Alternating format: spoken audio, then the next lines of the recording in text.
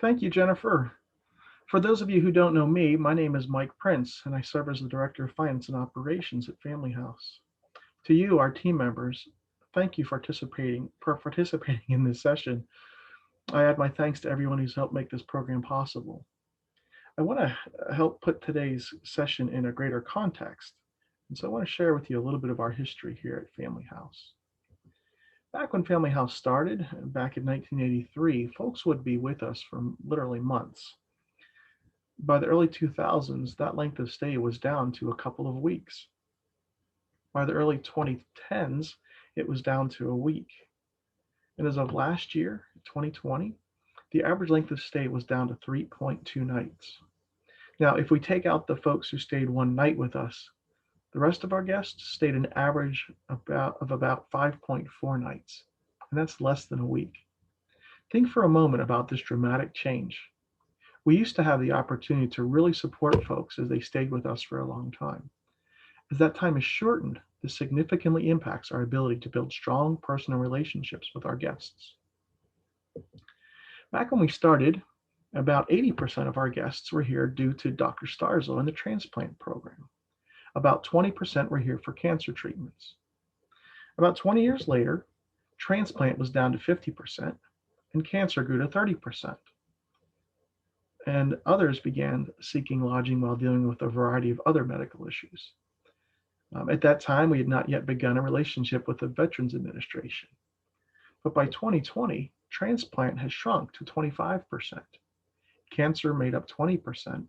VA climbed to near 10%.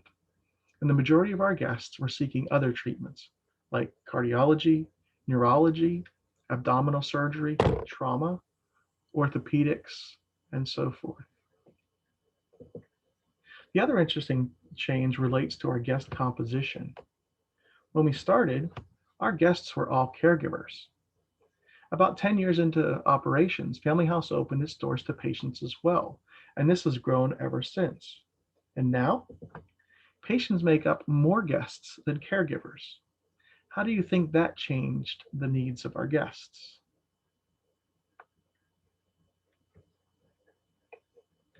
Over the past few years, we have had new opportunities to serve patients specifically. A few examples are the VA moderate sedation patients. These are folks who have same-day procedures but are not able to drive due to anesthesia. They stay one night and then they make their way home. In April of 2018, we started the Seamless Experience pilot with UPMC with two specific service lines: transaortic valve replacements and comprehensive joint replacements. We're working to more fully integrate with the healthcare team to improve the overall healthcare experience from the time these guests leave home until they get back home. We hope to reduce the length of inpatient hospital stay to help reduce readmissions by keeping folks close to their doctor as they recover and provide a more patient-centered experience. We added 4 new service lines in October of 2019. The living donor liver transplant program, spinal fusion, stem cell transplant, and CAR T. We continue to look for ways to support our hospital partners in their efforts to provide world-class healthcare. Our guests aren't the only thing that have changed. Across the country, we saw a significant increase of the use of telemedicine as the COVID-19 pandemic spread. Some think that this is a seismic shift in the delivery of healthcare. We continue to look for opportunities as healthcare technology continues to evolve, whether it is telemedicine, new treatment trials, or tried and true treatments. All this change necessitates a hard look at the organization. We need to evaluate, maintain, grow, and document our standards. How do we pass on the essence of what we do? How do we ensure that the technical aspects of our work don't overwhelm the personalized care that we want to deliver? How do we ensure that our services are consistent across the entire organization and all of our houses? We also need to remind ourselves regularly of our vision. The idea that vision leaks isn't new. As new challenges or opportunities arise, our focus can be moved away from our core competencies and our core strengths. We need to keep our vision in full view.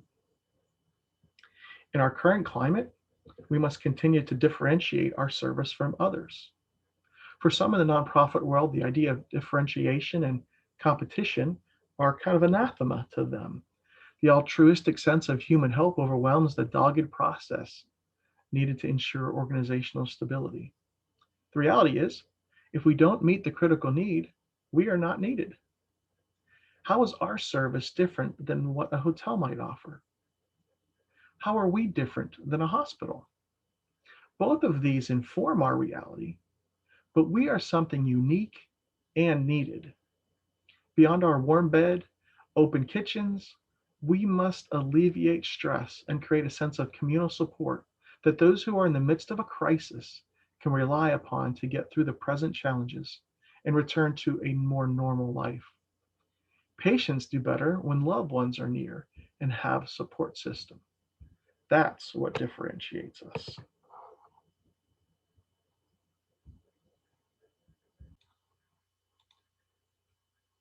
Recently, the Healthcare Hospitality Network studied the impact of hospitality houses like Family House and their impact on families and patients. This study found that 20%, or 1 in 5, of our guests could lose their home due to their medical financial crisis. Most people utilizing hospitality houses have a household income below $50,000 per year, and 30% are at or below $30,000 per year. 44% of these caregivers are retired and on fixed incomes, further compounding the challenges of maintaining their home household during their time away, where they must cover costs like lodging, food, and transportation. The study found that hospitality house guests have more than $15,000 of out of pocket expenses associated with their medical stay away from home. Everything we provide allows guests to stretch their resources in the midst of their medical situation. Stress reduction, whether financial or emotional, is critical to recovery. There's a direct correlation between stress and illness, particularly the effect on the immune system.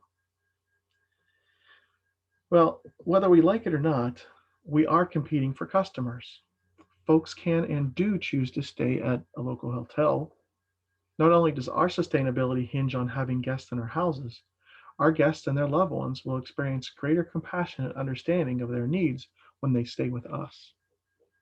As part of the process of looking at this idea of excellence in guest services, we engaged some world-class resources focused on customer service. Our guests deserve world-class service. They're coming to Pittsburgh for world-class healthcare. No matter what their individual circumstances, our guests deserve world-class customer service from Family House.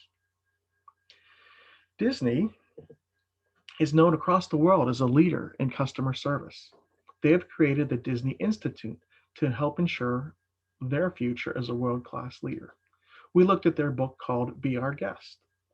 Linda will be reviewing this later with you later in this session. Ron Kaufman has worked with some major international companies across multiple industries. He helps them understand their guest expectations so that they might meet and exceed these expectations. Lori will guide us through these guest expectations. John DeJulius owns a salon and is an author and speaker. His book, What's the Secret?, provided a great framework for our team to look more closely at Family House's guest service. You can see here that John has worked with some major world-class brands like the Ritz-Carlton, Starbucks, Nordstrom, Cheesecake Factory, Harley-Davidson, Chick-fil-A. Later today, we will spend some time digging into this resource. One thing John talks about is our customer service aptitude. He points out that you can't deliver five-star service if you have never received five-star service. I know I've never stayed at a five-star hotel, probably not even a three-star. We can overcome our lack of experience, though, through learning, and that's what we want to do today. Let me give you one warning about this. This is a business book, and it is focused on making a profit. If you want to read it, I certainly encourage it. While we don't share the final aim, our aim is to alleviate stress. That's how we measure our success. There are many principles in his book that are transferable. Take the good stuff and ignore the stuff that isn't relevant. When he talks about profit, we need to think about applying these principles to make the lives of our guests better. Okay, well, we will turn things now over Linda, who will review our service vision.